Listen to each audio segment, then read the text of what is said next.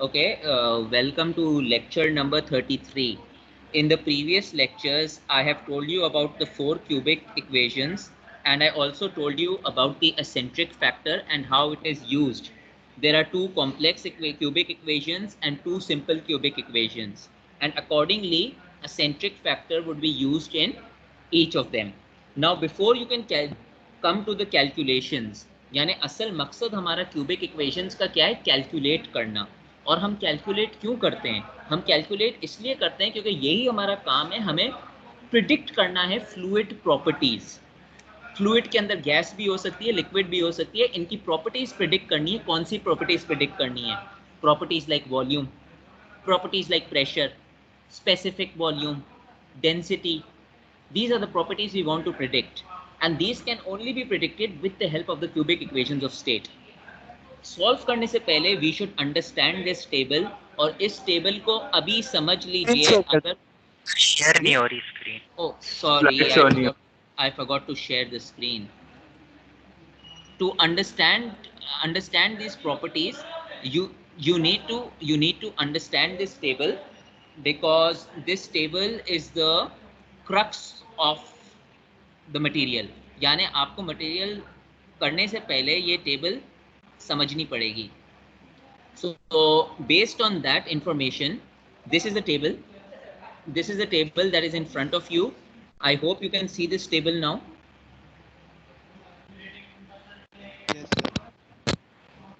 Is the table visible? Yes, sir. Yes, sir. Okay. Challenge. I'm going to go over this table, so try to understand it. If you have any problems, ask me right now. सबसे पहला जो वो है column, that is the equation of state. चारों equation of state लिखे हैं with their progressive years के, कौन से ईयर में डेवलप हुआ और कॉम्प्लेक्सिटी. दूसरा जो आपका पैरामीटर है ना, वो है अल्फा टी आर.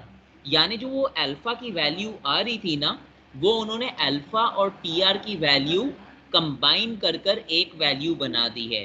तो वंडर वाल इक्वेशन सिंपलेस्ट इक्वेशन होता है. तो अल्फा टी आर जो होता है वो 1 होता है. अल्फा टी आर 1 कैसे हुआ? लुक एट द वंडर वाल इक्वेशन. अल्फा हमेशा ए के साथ होता है. वंडर वाल इक्वेशन में आप देखें, यहां पर देखें, sorry,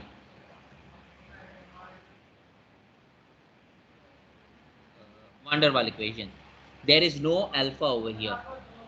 So there is no alpha over here, so alpha is assumed as 1. The second equation, I told you that alpha is with tr. तो अगर आप ये स्क्वायर रूट को ऊपर ले जाएं, तो इधर आपका जो अल्फा टी आर होता है, वो एक्सपर्ट्स ने डिटरमिन किया हुआ है कि in the R K equation the alpha T R is equal to T R minus half. यानी अल्फा और टी आर को कंबाइन कर रहे हैं ना, अगर आप इसको देखें, अल्फा हमेशा ए के साथ होगा. ये अल्फा टी आर है. आर के इक्वेशन पे आए, अल्फा की वैल्यू क्या होगी? इस इक्वेशन में अल्फा की वैल्यू क्या है सर? 1. मैंने आपको अभी कहा alpha is with A. Alpha होती नहीं है आर के इक्वेशन में, पर अज्यूम कर लें कि अल्फा 1 रखी है सिंपल इक्वेशन में, और ये टी आर की वैल्यू है. अब इन सारे पैरामीटर्स में टी आर कौन से पैरामीटर से निकलेगा? मेरे पास v भी है, b भी है, स्क्वायर रूट t भी है. t से ही निकलेगा ना T R. T R is a subject of t. अगर मुझे रिड्यूस टेम्परेचर निकालना है, तो रिड्यूस टेम्परेचर कहाँ से निकलेगा? रिड्यूस टेम्परेचर निकलेगा एब्सोल्यूट टेम्परेचर से. तो अकॉर्डिंग टू दिस इक्वेशन मेरा अल्फा टी आर क्या है? T are power minus half. Power minus half कहाँ से आया? मैंने उस स्क्वायर रूट टी को ऊपर ले गया. जब मैं आपको आर के इक्वेशन करवा रहा था, तो उस वक्त मैंने आपको कहा था कि कभी कभी आपका जो आर के इक्वेशन का फॉर्म आता है, तो जो टी आर की वैल्यू होती है वो पावर माइनस हाफ में लिखी जाती है. पावर माइनस हाफ में वो जब ही लिखी जाएगी जब वो इक्वेशन ऊपर जाएगी, क्योंकि square root of T means T power half. तो अगर वो ऊपर चला जाए तो पावर -12 हो जाएगा। इसी तरह एक रिलेशन अल्फा एस आर के लिए है, एक रिलेशन अल्फा पी आर के लिए है। और उधर आप देखें कि एक फंक्शन टी आर का फंक्शन है, दूसरा फंक्शन ओमेगा का फंक्शन है। इसका मतलब ये हुआ, ये कॉम्प्लेक्स वेरिएबल्स हैं, यहाँ पर आपका ओमेगा का फंक्शन आ रहा है। और इसकी वैल्यू आप कहाँ से ढूंढ सकते हैं? इसकी वैल्यू आपके पास ये दो नीचे इक्वेशन है, एक अल्फा एस आर के का इक्वेशन है, दूसरा आपका अल्फा पी आर का इक्वेशन है। इन इक्वेशन को आप सॉल्व करेंगे तो आपको आपके एस आर के की अल्फा की वैल्यू, अल्फा टी आर की वैल्यू भी मिल जाएगी, पी आर की भी वैल्यू मिल जाएगी। कैसे सॉल्व करेंगे ये हम अभी देखेंगे। इसके बाद हमारे पास सिग्मा एक पैरामीटर है, एप्सिलॉन एक पैरामीटर है। These parameters are precalculated, predefined to make your equation simpler. इसके बाद we have omega and psi. Omega is denoted by B, psi is denoted by A. जो हम ए और B निकाल रहे थे ना, उनमें से एक ओमेगा है, एक साई है। ये देखें, पहला इक्वेशन देखें, वांडरवाल इक्वेशन। ओमेगा लिखा है 1/8, साई लिखा है 27/64। यहाँ पर देखें, psi is just a combination of A और बी और उसको मल्टीप्लाई कर कर यहाँ पर कहीं होगा। एल ए की वैल्यू देखें 27/64, और ये जो सारा R cube T C square upon P C है, ये सारा इसमें कंसिडर हो जाता है। बी की वैल्यू क्या है? 1/8 R T C upon P C, that goes into omega. यही बात यहाँ पर हो रही है। Second equation R K equation, A की वैल्यू क्या है? 0.42748, 0.08664। यही वैल्यूज आपको यहाँ मिल रही हैं, 0.08664, 0.42748। इसी तरह पेंग रॉबिन्सन की बात कर लें, one of the values is 0.45724, 0.45724, और दूसरी क्या है? 0.07780। ये वैल्यूज प्री डिफाइंड हैं, एक्सपर्ट्स ने फाइंड आउट की गई हुई हैं, ये वैल्यूज आपको दी गई होंगी। ये आपने टेबल से एक्सट्रैक्ट करनी है। किस तरह एक्सट्रैक्ट करनी है वो न्यूमेरिकल होते हुए हम इसको देखेंगे, किस तरह हम एक्सट्रैक्ट करते हैं। एक्सट्रैक्ट करने से पहले या कोई भी क्वेश्चन सॉल्व करने से पहले हमें ये मालूम होना चाहिए there are different forms of equations used. किस चीज के लिए इक्वेशन यूज? हम यहाँ बात कर रहे हैं टू फेज रीजन की। आपके पास वेपर टाइप ऑफ रूट्स भी हो सकते हैं, लिक्विड टाइप ऑफ रूट्स भी हो सकते हैं। तो अज्यूम करें कि आपके पास कोई फ्लूइड है। अगर मैं आपको फ्लूइड दूं ब्यूटेन, अब ब्यूटेन के वेपर रूट्स भी हो सकते हैं और ब्यूटेन के लिक्विड रूट्स भी हो सकते हैं। अगर मैं आपसे पूछूं उसके वेपर रूट्स निकालो तो उसका आंसर अलग होगा। अगर मैं आपसे पूछूं उसके लिक्विड रूट्स निकालो तो उसका आंसर अलग होगा। तो पहले हम बात करते हैं वेपर लाइक रूट्स, यानी उसके जो रूट्स हैं वो वेपर प्रॉपर्टीज फॉलो करते हैं, जिसको हम डिफाइन करते हैं वेपर लाइक रूट्स। ये जो आपका इक्वेशन है ना, ये आपने याद करने की जरूरत नहीं है, ये एक्सपर्ट्स ने निकाला ये equation. v is equal to R T upon P plus B minus A T upon P, V minus B, V plus sigma B upon sigma plus B. ये इक्वेशन कहाँ से निकला? ये इक्वेशन निकला वांडरवाल इक्वेशन को modify करके। Modify किया van der Waal equation को, यानी ओरिजिनल रूट इसका वांडरवाल इक्वेशन है। अब आपको ये भी मालूम है कि दो पैरामीटर्स होते हैं, बीटा एंड क्यू। अब अगर कोई मुझसे ये पूछे बीटा और क्यू क्या होता है, इनका कोई स्पेसिफिक नेम नहीं होता। बीटा को इन्होंने डिफाइन यूं किया है एक्सपर्ट्स ने कि आपका वांडरवाल इक्वेशन में जो बी की वैल्यू है ना, वो प्रेशर से मल्टीप्लाई होती है और आर टी से डिवाइड होती है। ये आपको एक कांस्टेंट देता है beta. There is no name for beta, it is just a constant. Similarly एक वैल्यू होती है क्यू। क्यू क्या होती है? आपकी A value multiply by T divided by B multiply by R T. ये आपको एक और कांस्टेंट दे देता है क्यू। फिर इन्होंने क्या किया कि इनको ये मालूम है v is equal to Z R T upon P. ये मुझे कैसे मालूम है? z के रिलेशन से मालूम है। z क्या होता है? z यही होता है rt, ZRT is equal to PV। तो मैंने V को सब्स्टिट्यूट किया, तो इन्होंने ये जो V की वैल्यू है ना, ये सबसे पहले इक्वेशन में डाल दी। पहले इक्वेशन में डाल दी, तो उस V की जगह ZRT upon P is equal to RTP plus B minus A। ये एक बहुत मैसी सी इक्वेशन है। इन्होंने इसको सिंप्लीफाई किया और रीअरेंज कर कर ये equation I. This is the equation you should know.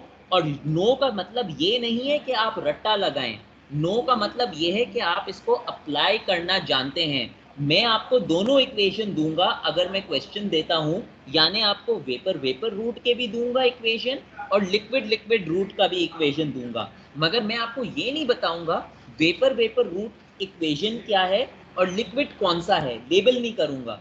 ये आपको खुद मालूम होना चाहिए वेपर कौन सा है और लिक्विड कौन सा है, और मैं आपको बताऊंगा किस तरह आपको मालूम होगा, डिफरेंस भी बताऊंगा।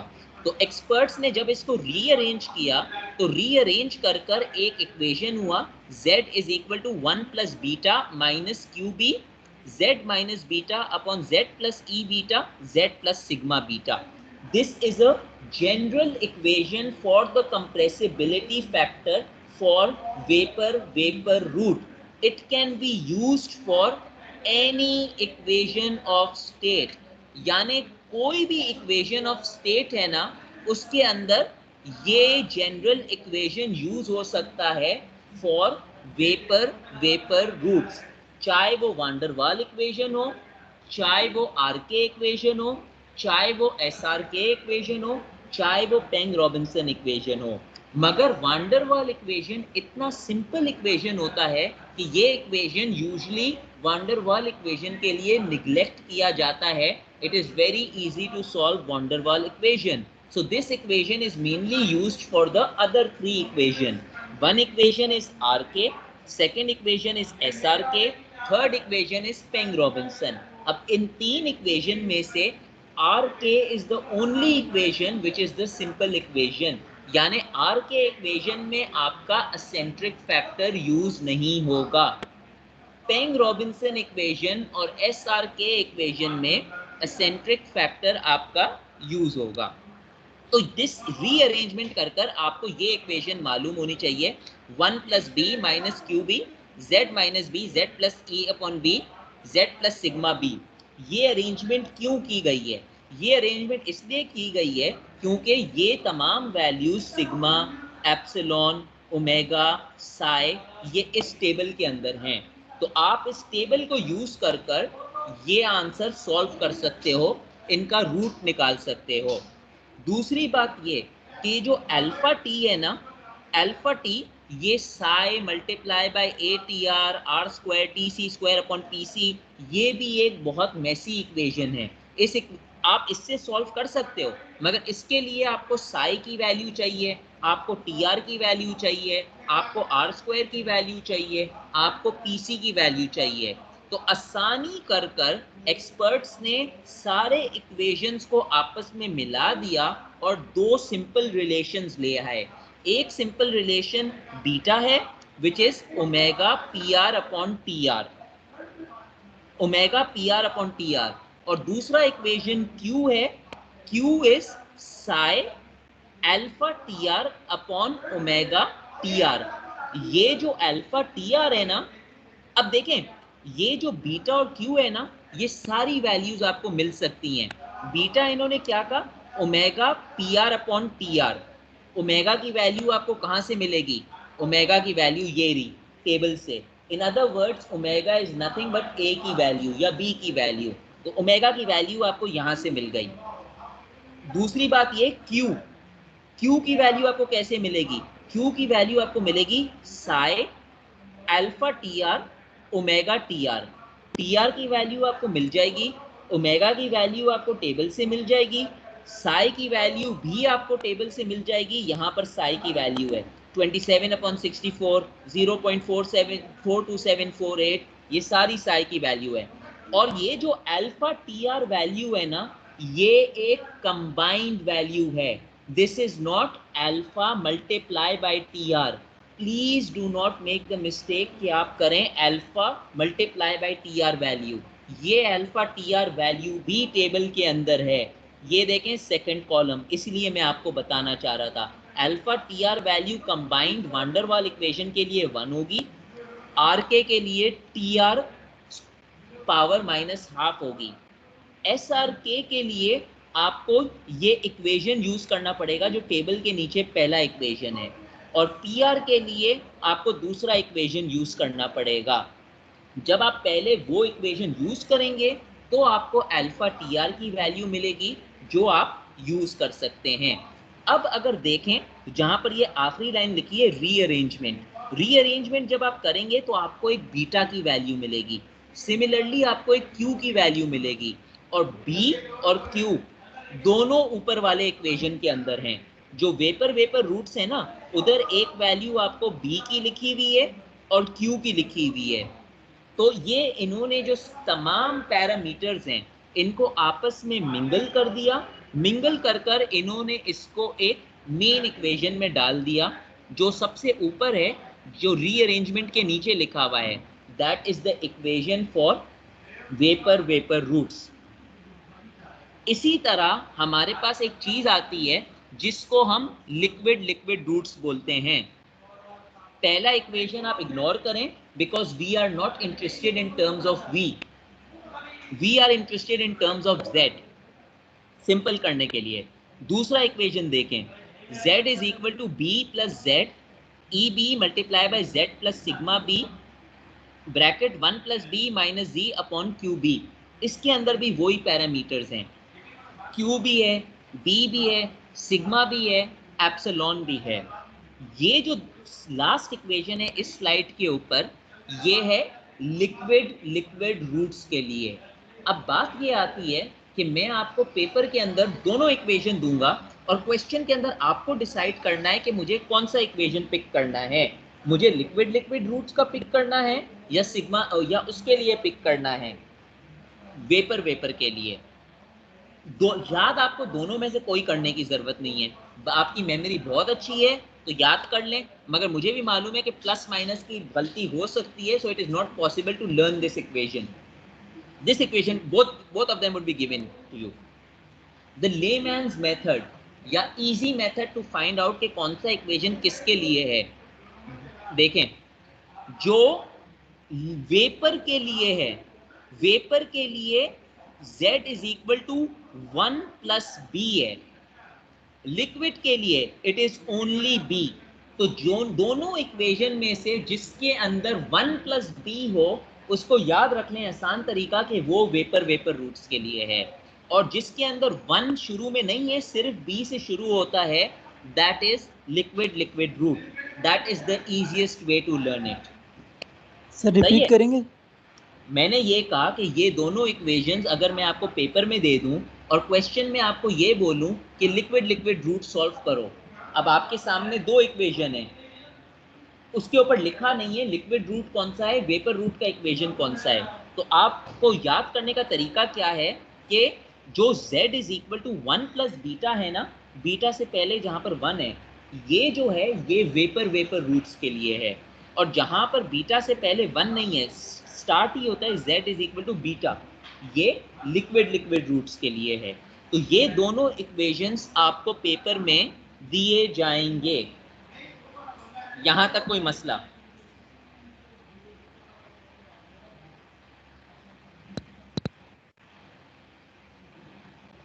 सवाल है तो अभी पूछें, नहीं है?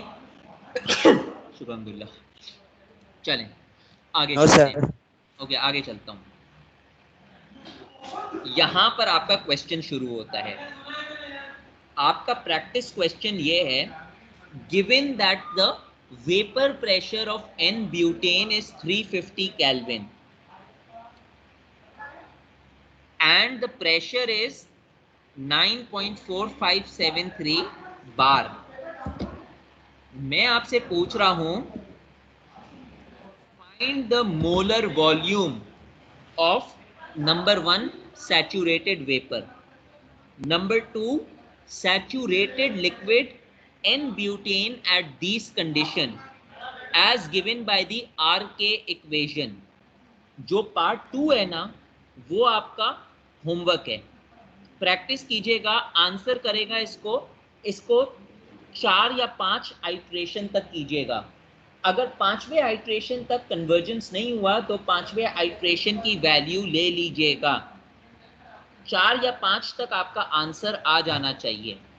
इसको मैंने आपकी वैल्यूज भी दे दी हैं। Z की वैल्यू आपकी फाइनल आइट्रेशन के बाद आएगी तकरीबन 0.04331।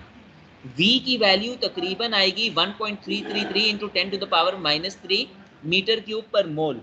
ये रफली इन वैल्यूज के करीब आएंगी 4th या 5th आइट्रेशन। अच्छा, अब सॉल्व की तरफ जाते हैं। सॉल्व करने के लिए सबसे पहले तो आप ये देखें कीवर्ड्स क्या हैं। कीवर्ड्स क्या हैं कि मैं आपको बोलता हूं find the molar volume. Molar volume का मतलब क्या है? मोलर वॉल्यूम का मतलब ये है कि आपको बेसिस लेने की ज़रूरत नहीं है कि आप अज्यूम करें 1 मोल बेसिस। इसलिए ज़रूरत नहीं है क्योंकि मोलर वॉल्यूम बोला है। मोलर वॉल्यूम के यूनिट्स होंगे मीटर क्यूब पर मोल। अगर मैं आपसे यही सवाल ये पूछता फाइंड द वॉल्यूम, तब आप लेते 1 मोल बेसिस, क्योंकि आपको फिर वॉल्यूम ढूंढनी पड़ती। पहली बात तो यह है जानने के लिए। दूसरी बात ये, यहां पर मैंने आपको एक एक्स्ट्रा स्टेप नहीं दिया है। एक्स्ट्रा स्टेप क्या है? Density.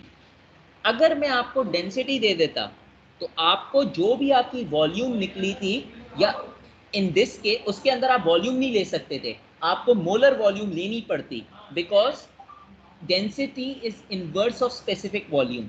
Specific volume can only be metre cube per mole पर मीटर क्यूब पर केजी, दोनों में से एक चीज होगी।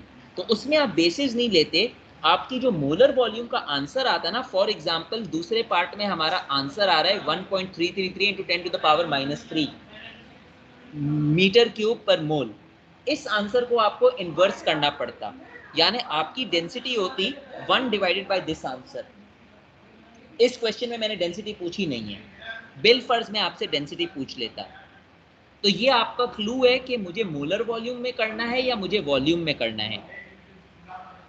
दूसरी बात ये कि क्वेश्चन आपको बता रहा है आपने RK इक्वेशन से करना है। RK equation is a simple equation. Simple equation का ये मतलब हुआ कि इसके अंदर आपका एसेंट्रिक फैक्टर का ताल्लुक है ही नहीं। तो आपका क्वेश्चन आसान हो गया। अब इस क्वेश्चन के 2 पार्ट हैं। पहला पार्ट है सैचुरेटेड वेपर, दूसरा पार्ट है सैचुरेटेड लिक्विड उसी कंपोनेंट के लिए। इसका मतलब ये हुआ कि पार्ट 1 के अंदर आप लेंगे वेपर वेपर रूट्स, क्योंकि क्वेश्चन है saturated vapour.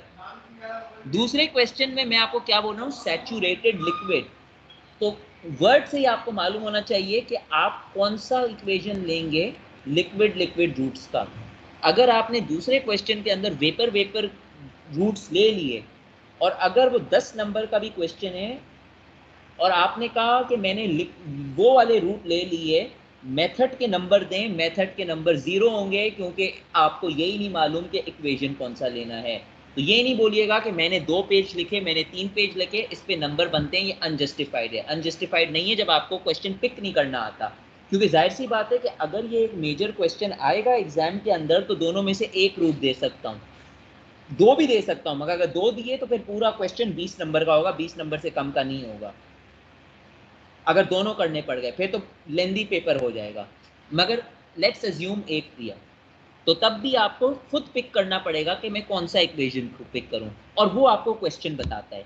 Saturated vapour, saturated vapour, vapour vapour roots, saturated liquid, liquid liquid roots. यहां तक बात समझ आई? तो पूरे क्वेश्चन ने आपको बता दिया कि आपका कंपोनेंट कौन सा है, ब्यूटेन। पूरे क्वेश्चन ने आपको बता दिया कि आपको इक्वेशन कौन सा यूज करना है, RK इक्वेशन। पूरे क्वेश्चन ने आपको बता दिया कि आपको यूनिट्स कौन से चाहिए, आपको चाहिए मोलर वॉल्यूम। आपके यूनिट्स होने चाहिए मीटर क्यूब पर मोल। अब पूछे, मुझे यहाँ से आवाज आई थी, किसी ने कुछ पूछा था जी।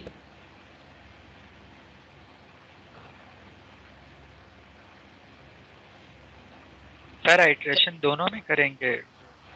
बिल्कुल वॉल्यूम करेंगे, वेपर वेपर और बिल्कुल लिक्विड लिक्विड। बिल्कुल करेंगे। अभी मैं सॉल्विंग पे आऊंगा ना तो आपको खुद मालूम पड़ जाएगा आइट्रेशन क्यों करेंगे।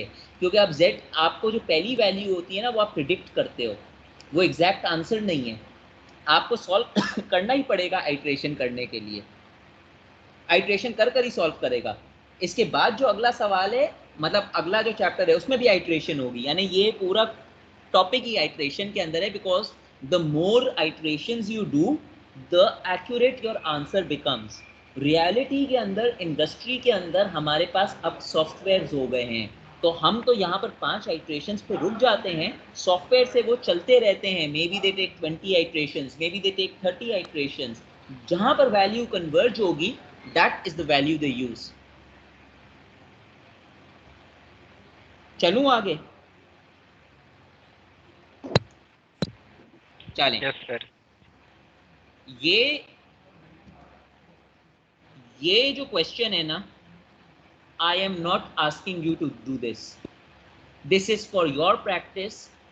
जो कर कर मुझे आंसर देगा मैं उसका चेक कर लूंगा, मगर ये यकीन कर लें कि जो आपका असाइनमेंट होगा ना वो इन्हीं इक्वेशंस में से होगा, और अगर फाइनल में भी होगा तो इन्हीं में से होगा। तो मुझे ये नहीं बोलिएगा आपने प्रैक्टिस नहीं कराएगी, क्योंकि मेरा तरीका ये होता है कि पहले खुद प्रैक्टिस करो, गलती करो, सीखो, फिर मैं आपको करवाऊंगा। तो आपने क्या करना है, और जो नहीं करेगा I don't care, that is up to you. मैं ये नहीं बोल रहा हूं कि ये मुझे कल कर दो, I am not saying that.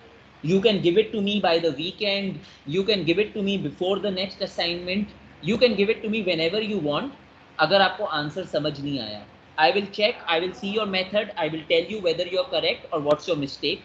Guidance देने के लिए वो मेरा काम है।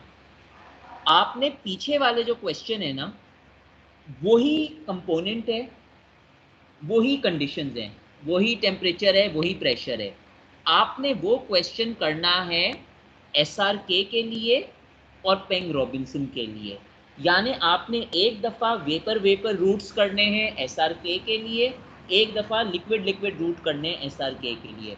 आपने फिर वेपर वेपर रूट करने हैं पेंग रॉबिन्सन के लिए, आपने फिर लिक्विड लिक्विड रूट्स करने हैं पेंग रॉबिन्सन के लिए। मैं मानता हूं आपका आराम से घंटा 2 घंटा तो एक सवाल में लग जाएगा।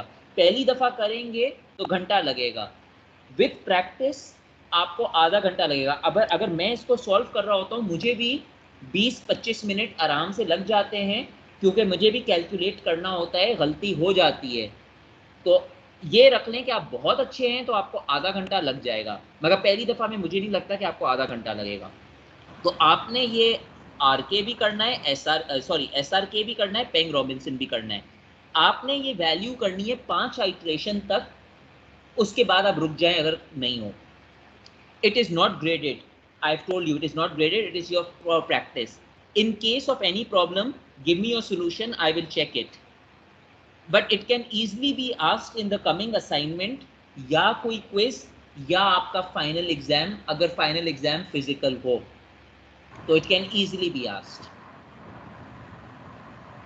चलें, अभी आज इस लेक्चर का ऑब्जेक्टिव क्या है, ये क्वेश्चन करना पार्ट 1। तो अब आपके पास यानी प्रैक्टिस के लिए बहुत सारा काम हो गया है। आपके लिए प्रैक्टिस के लिए पार्ट 2 हो गया है विद आर के, और आपके लिए प्रैक्टिस के लिए हो गया है same conditions with S R K and with Peng Robinson. चलें, let's go on to the R K equation. I am going to teach you how to solve. ये टेबल मैंने दोबारा इसलिए शेयर की because we will be using the conditions of butane. This table would also be needed for Peng Robinson and SRK. Why would it be needed? क्योंकि eccentric factor यहाँ पर है, यानी आपने eccentric factor n butane का यहाँ से pick करना पड़ता जो कि 0.200 था। चलें सॉल्व करने की तरफ जाते हैं। सबसे पहले आप अपना डेटा लिख लें। आपको मालूम है आपका n ब्यूटेन है, आपको मालूम है गिवन टेम्परेचर 350 केल्विन है, प्रेशर 9.4573 बार है। बेहतर है change it into pascal right now. अगर नहीं चेंज करना, change it later. Okay, I also know that this is saturated vapour. पहला पार्ट था सैचुरेटेड वेपर का, यानी वेपर वेपर रूट्स लगेंगे। वेपर वेपर रूट्स का मैंने ये वाला इक्वेशन कॉपी कर लिया, 1 plus beta minus Q B. अगर ये लिक्विड लिक्विड रूट होता तो मैं दूसरा वाला इक्वेशन कॉपी करता, z is equal to beta plus blah blah blah. चलो, मैंने इक्वेशन अभी सिर्फ इक्वेशन कॉपी की है। अब मुझे मालूम है इस इक्वेशन के अंदर एक पैरामीटर बीटा है, दूसरा पैरामीटर क्यू है। तो मुझे बीटा की भी रिलेशन मालूम है, omega P R upon T R. और मुझे ये भी मालूम है कि क्यू का जो रिलेशन है that is psi alpha T R multiply by omega T R. सुने, I am going very slow. बिल फर्ज किसी को कोई चीज समझ नहीं आए, आई मीन किसी को, any student, please stop me there and say समझ नहीं आई। आखिर तक वेट नहीं कीजिएगा, शर्माइएगा नहीं, कोई आप पर हंसेगा नहीं। आपका ड्यूटी है कि आप सीखें, मेरा काम है आपको सिखाना। तो मुझे गुस्सा नहीं आएगा अगर आप बोलेंगे कि मुझे समझ नहीं आई है, मगर प्लीज समझ नहीं आई तो स्टॉप मी राइट देयर, वरना आगे भी समझ नहीं आएगी। तो सबसे पहले मैंने बीटा की रिलेशन लिख ली, मैंने क्यू की रिलेशन लिख ली। अब मैंने आपको कहा था जब आपने डेटा लिख लिया, सबसे इंपॉर्टेंट चीज होती है रिड्यूस टेम्परेचर और reduce pressure. That is the first thing that you need to find out. तो आप क्या करेंगे, और रिड्यूस टेम्परेचर और रिड्यूस प्रेशर के लिए आपको एब्सोल्यूट टेम्परेचर मालूम होना चाहिए और क्रिटिकल मालूम होना चाहिए। एब्सोल्यूट टेम्परेचर और प्रेशर आपको डेटा में गिवन था। क्रिटिकल के लिए आप क्या करेंगे, this is why I shared this table from literature. आप जाएंगे एन ब्यूटेन के अंदर, n butane which is the fourth line, आप पढ़ेंगे इसका क्रिटिकल टेम्परेचर 425.1, आप लेंगे इसका critical pressure 37.96 bar, no problem at all. आपने ये दोनों डेटा लिख लिया, आपने वेरी इजीली टीआर भी निकाल दिया, पीआर भी निकाल दिया। टीआर क्या है, your given temperature divided by the critical temperature. बेहतर है 4-5 डेसिमल प्लेसेस में ले लें। तो आपने 350 डिवाइड बाय 425.1 किया, 0.8233, ये आपका है रिड्यूस टेम्परेचर। यही चीज आपने की किस चीज के लिए, रिड्यूस प्रेशर के लिए, P अपॉन PC। अब आपको एक रिड्यूस प्रेशर की वैल्यू मिल गई। स्टॉप हियर, इक्वेशन में जाएं। इक्वेशन के अंदर आपके पास दो पैरामीटर थे, बीटा और क्यू। बीटा आपको आराम से मिल सकता है omega PR upon TR। TR आपने अभी कैलकुलेट किया, PR आपने अभी कैलकुलेट किया। To calculate beta you go back to this table. में देखें, क्वेश्चन में लिखा था आर के इक्वेशन। अगर आर के इक्वेशन लिखा था तो आप ओमेगा की कौन सी वैल्यू लेंगे, ओमेगा की वैल्यू गिवन है। आप आर के में जाएंगे और ओमेगा की वैल्यू देखें, वहां पर गिवन है 0.08664, that is your omega value. अगर मैं आपसे पेंग रॉबिन्सन बोलता तो आप 0.07780 लेते। तो आपने क्या किया, आपने टेबल रीड कर 0.08664 ले लिया। तो आपको आपकी बीटा की वैल्यू मिल गई। कैसे मिल गई, beta is equal to omega PR upon TR, 0.08664 from the table, beta is equal to 0.088664 into 0.2491, ये मैंने अभी PR ऊपर निकाला था और TR की वैल्यू पीछे निकाली थी 0.8233। तो ये आपको आपकी B की वैल्यू मिल गई। यहां तक कोई प्रॉब्लम, एनीवन? No sir. चलें, बहुत अच्छी बात है। अब जैसे आपने बीटा की वैल्यू निकाली, आपको मालूम है इस इक्वेशन के अंदर एक और पैरामीटर है Q। क्यू की भी रिलेशन आपको मालूम है, sigma sorry Sai alpha T R is one variable upon omega T are, कोई मसला नहीं है। आप क्या करेंगे, Q की वैल्यू साई की वैल्यू 0.487948 है। कैसे मिली, back to the table second value देखें साई की फॉर आर के इक्वेशन। गलती क्या करते हैं बच्चे, कभी कभी जल्दी के अंदर वो वंडरवाल की वैल्यू ले लेगा। वंडरवाल की वैल्यू नहीं लीजिएगा, आर के की वैल्यू लीजिएगा। यहां पर तो आपके लिए आसानी है कि 0.42748 दोनों की सेम है। कभी कभी बिलफर्ज में डॉच करने के लिए, even though I know it is not correct, मैं नीचे वाली वैल्यू को थोड़ा सा चेंज कर दूंगा। अगर मैंने नीचे वाली वैल्यू को 0.43456 कर लिया, समथिंग लाइक दैट, तो ऊपर वाली नहीं लीजिएगा। अगर वो एस आर के की बात करूं, मतलब एक कहने की बात है, गो बाय द टेबल। टेबल से आपको ये वैल्यू दिख गई साई की 0.42748, आपने साई की वैल्यू लिख ली कि okay fine my psi is 0.4728। Alpha T R since R K is a simple equation, तो अल्फा टी आर का रिलेशन आपको वैसे ही मालूम है, T R minus power half, T R minus half. Imagine करें अगर ये एस आर के होता या पेंग रॉबिन्सन होता, तो आप क्या करते हैं अल्फा टी आर के लिए। ये जो दो नीचे इक्वेशन दिए गए हैं ना, पहले आपको इनमें से एक को सॉल्व करना पड़ता। एस आर के लिए ऊपर वाला सॉल्व करना पड़ता, पी आर के लिए नीचे वाला सॉल्व करना पड़ता। और यही आपका होमवर्क है करने के लिए, कि आप पहले ऊपर वाला सॉल्व करोगे एस आर के लिए और नीचे वाला सॉल्व करोगे पेंग रॉबिन्सन के लिए। अच्छा, तो यहां पर तो आपके लिए सिंपल है, टी आर का पावर क्या है, माइनस हाफ। ये अल्फा टी आर की वैल्यू डायरेक्ट गिवन है। तो आपने क्या किया, आप वापस इधर आए, alpha T R minus half. तो Q की वैल्यू क्या हो गई, Q की वैल्यू साई की वैल्यू मैंने लिखी 0.42748 multiply by T R minus half, क्योंकि अल्फा टी आर की एक वैल्यू है। नीचे क्या हुई, ओमेगा की वैल्यू है मल्टीप्लाई बाय टी आर। अब या तो आप टी आर को डायरेक्ट सॉल्व कर दें अलग अलग कर कर, मैंने क्या किया, मैंने मैथमेटिक्स का रूल यूज किया, पावर ऑफ इंडिसेस।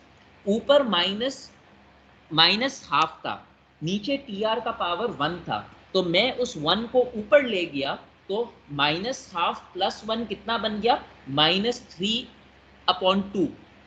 इसीलिए मैंने पावर के अंदर -3/2 लिखा है। अगर आप इस तरह नहीं करना चाहो, पहले ऊपर को सॉल्व करना चाहो फिर नीचे को सॉल्व करना चाहो, दैट इज ओके, अगर आपकी मैथ्स वीक है। पर मुझे इंडिसेस पसंद है तो मैंने उसको ऊपर कर ले लिया, आई हैव नो प्रॉब्लम। तो मैंने Q के लिए क्या किया, Q की वैल्यू साई को वैसे के वैसे रहने दिया, ओमेगा को वैसे के वैसे रहने दिया। ये जब मुझे रिलेशन मिल गई टी आर -3/2, ये टी आर की वैल्यू वही टी आर है जो मैंने इनिशियली इक्वेशन में निकाली थी, सबसे पहले ही मैंने टी आर और टी आर निकाली थी। तो ये जो टी आर की वैल्यू है 0.8223, ये -3/2 लिखा, तो मुझे ये आंसर मिल गया 6.6048। ये किस चीज की वैल्यू है, ये Q की वैल्यू है। तो अब मुझे क्या मिल गया, अब मुझे मिल गई मेरी Q की वैल्यू और मुझे मिल गई मेरी बीटा की वैल्यू। अगर यही इक्वेशन देखा जाए तो इसके अंदर दो और वैल्यूज हैं जो मुझे नहीं मालूम हैं। एक वैल्यू सिग्मा है, दूसरी वैल्यू एप्सिलॉन है। डिनोमिनेटर में देखें, z plus epsilon B multiply by z plus sigma B. और I also know that these are for RK equation. I will go back on my table. मेरे table के अंदर ये देखिए कि RK इक्वेशन के लिए सिग्मा की जो वैल्यू है दैट इज 1, एप्सिलॉन की वैल्यू है वो क्या है 0। These are predetermined also. तो मेरा जो ये वाला जो इक्वेशन है, ओरिजिनल इक्वेशन, अगर मैं यहाँ पर सिग्मा की वैल्यू 1 लिख दूं तो मेरा इक्वेशन सिंप्लीफाई होकर क्या बन जाएगा, z प्लस बीटा। और जो दूसरी वाली टर्म हो जाएगी वो क्या बन जाएगी, that will only become z। क्योंकि एक सेकेंड, एप्सिलॉन की वैल्यू 0 थी या सिग्मा की वैल्यू 0 थी, सॉरी एप्सिलॉन की वैल्यू 0 है, सिग्मा की वैल्यू 1 है। तो इस केस के अंदर it will be z minus beta upon z, क्योंकि एप्सिलॉन की वैल्यू 0 हो गई, multiply by z plus beta, sigma की वैल्यू 1 हो गई। तो मैंने अपना इक्वेशन सिंप्लीफाई कर कर ये लिख लिया जो लास्ट लाइन के अंदर है, 1 plus beta minus Q B z minus B upon z plus B.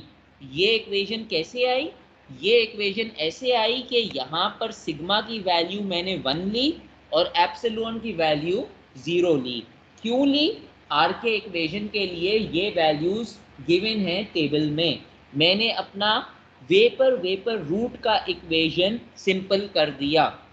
कोई मसला है यहाँ तक? No sir. सही है। अच्छा, अब मैं जाता हूँ सॉल्विंग करने की तरफ। जब मैं सॉल्व कर रहा हूं ना तो ये सिर्फ एक आइटरेशन प्रोसेस के लिए होता है। आइटरेशन के लिए मुझे प्रिडिक्ट करना पड़ेगा। तो अगर मैं प्रिडिक्ट करता हूं तो मुझे एक इनिशियल वैल्यू लेनी पड़ेगी z के लिए। आपको क्या लगता है मैं इनिशियल वैल्यू z के लिए क्या लूंगा? सर 1 1 लेंगे।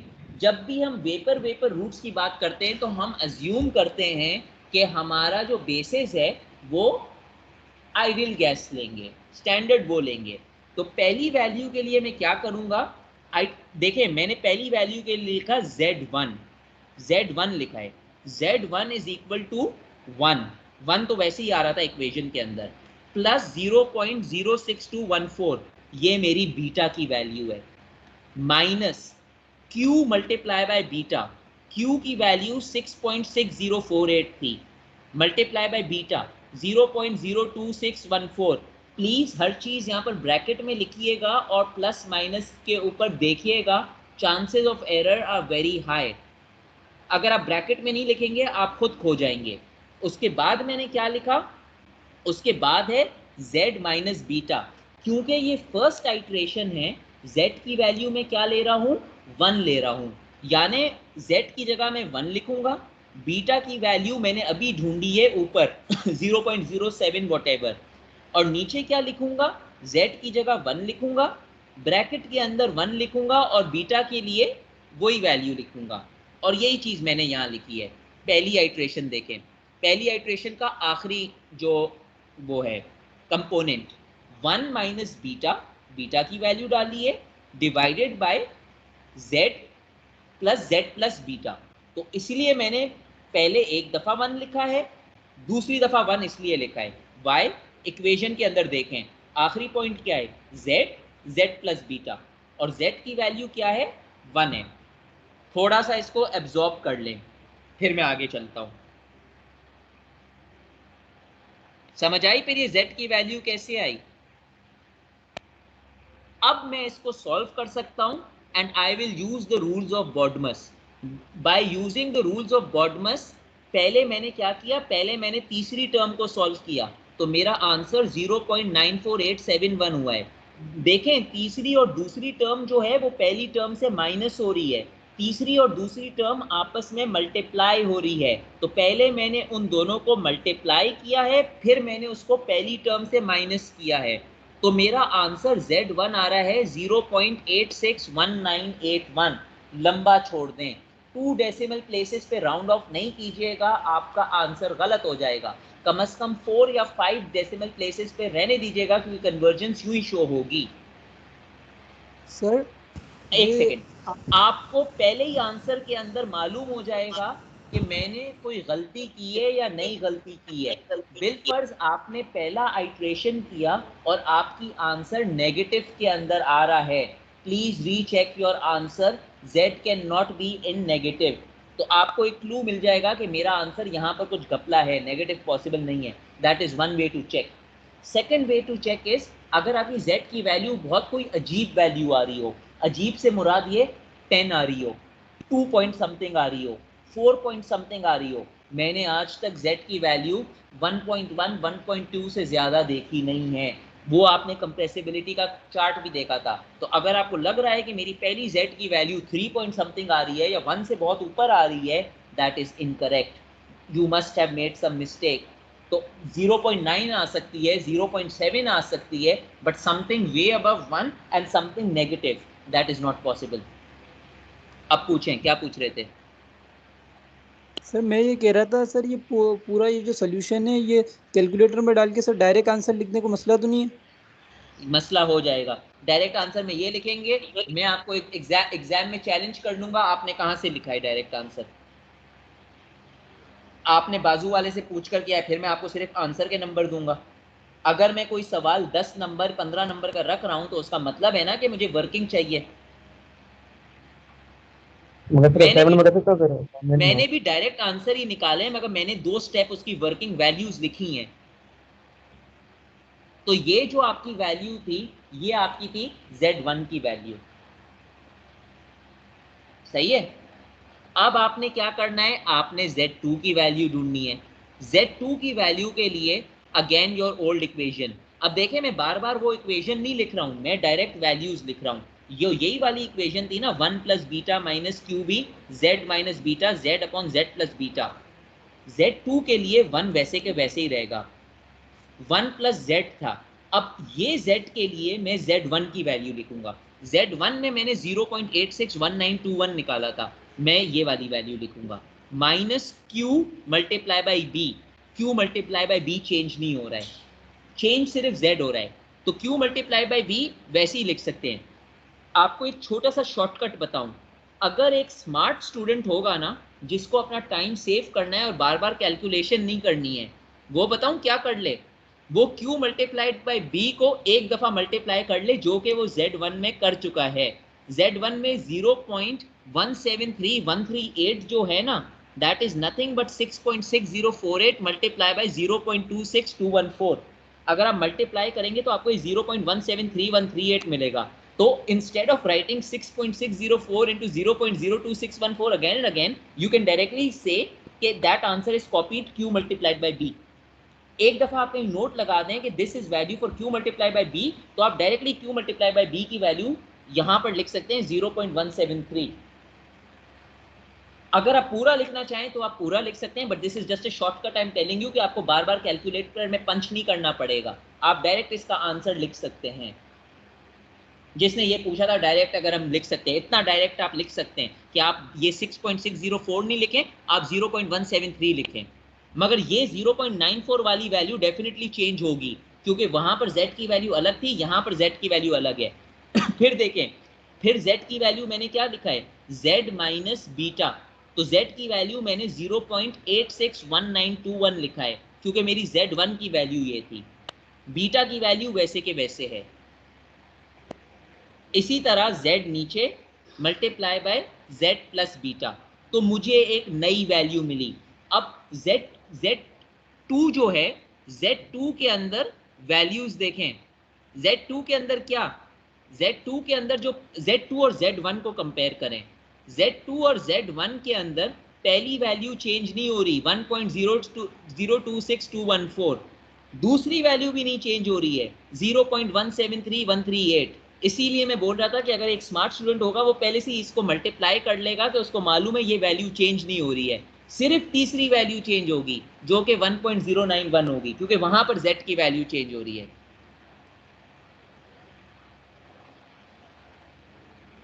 बात समझ आई? Yes sir. आपको Z2 की वैल्यू मिल गई। अब आपने यही प्रोसीजर Z3 के अंदर करना है।